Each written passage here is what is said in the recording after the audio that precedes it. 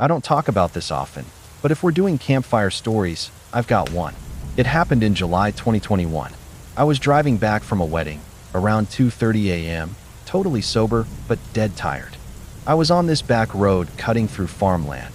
No streetlights, no houses, just me, my high beams, and miles of silence.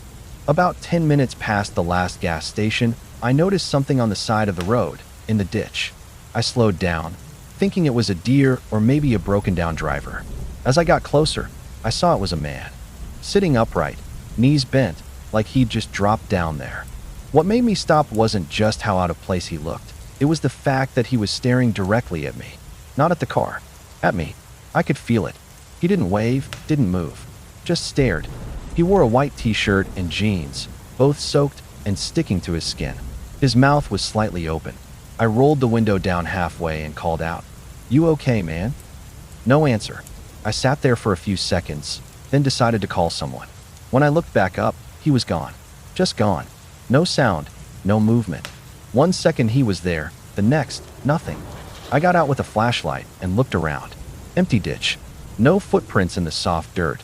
No sounds except crickets and wind. I walked a few feet into the field, even shined the light down the road. Nothing. I was freaked out, but figured maybe exhaustion was messing with me. Got back in the car, locked the doors, and drove the rest of the way home without stopping. Here's the part that still gets me.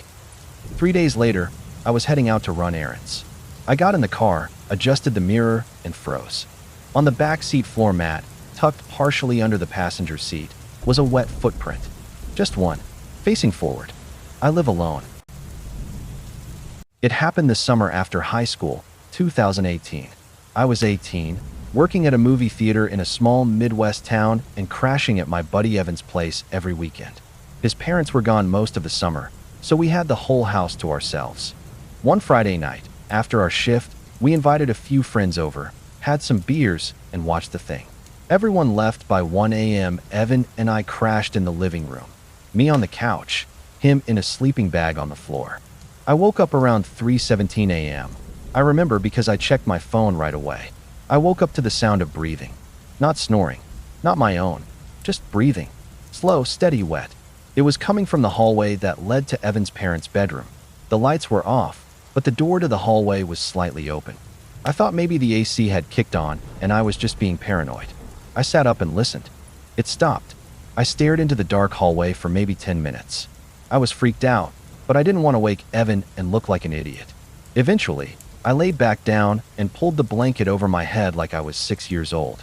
I left one ear out, just in case. At exactly 3:37 a.m., I heard it again. Closer this time. The same gross breathing, like someone with a cold trying to stay quiet. It was coming from inside the living room, maybe a few feet from the couch. I froze. My heart was pounding in my throat. I thought it was Evan messing with me, but when I dared to peek over the blanket, I saw him still passed out in the sleeping bag. I didn't move. I didn't even breathe. I just listened. Whoever it was, they didn't move either. They just stood there, breathing. After what felt like forever, I heard slow, deliberate steps walk back toward the hallway. Then silence. The next morning, I asked Evan if he'd heard anything. He said no, but looked weirdly uncomfortable, like he wanted to say more. I let it go. That was 5 years ago. I've only talked to Evan a few times since then. Last month, I saw on Facebook that his parents sold the house. I don't know why I did it, but I messaged him out of nowhere. I asked if he remembered that night, the breathing. He replied a few minutes later. "Yeah, I heard it too. That's why I always made you sleep on the couch." This happened in late October 2019. I was living alone in a tiny apartment on the second floor of an old building in a quiet neighborhood. Nothing fancy, just me, my laptop, and a cat named Marvin. My bedroom window faced the backyards of a few houses behind mine, separated by a tall wooden fence. One night, around 11:45 p.m., I was lying in bed scrolling through my phone when I noticed something odd. Across the fence, in the second-story window of the house behind me, a light flicked on. The room was dim, but I could just make out a silhouette standing very still behind the glass. It looked like a man, tall, facing directly toward my apartment. At first, I thought it was probably just a reflection or my imagination. But the window stayed lit, and the figure didn't move. The curtains were open wide. The house was supposed to be empty. I'd never seen anyone there before. I lived there for months. I tried to shrug it off and went to brush my teeth. When I came back to my bedroom, the light was gone. I told myself it was nothing. 2 nights later, same time, same thing. The light turned on again. Same silhouette, same frozen stance. This time, I was sure the figure was watching me. It felt like it. Anyway, like the window was some kind of silent spotlight. The weird part, I tried calling the police, but when they checked, no one lived there. The house had been vacant for almost a year due to foreclosure. They said maybe squatters or someone breaking in. They checked the backyard. No sign of forced entry. I stopped opening my blinds at night. But then, a week later, at about 1:13 a.m., Marvin started freaking out. He was staring at the window, fur bristled, low growl. I looked over and saw the window across the fence. This time, no light. Just pitch black. Then, faintly, I heard the sound of scratching. It was coming from the wooden fence. Slow, steady, like nails dragged over wood.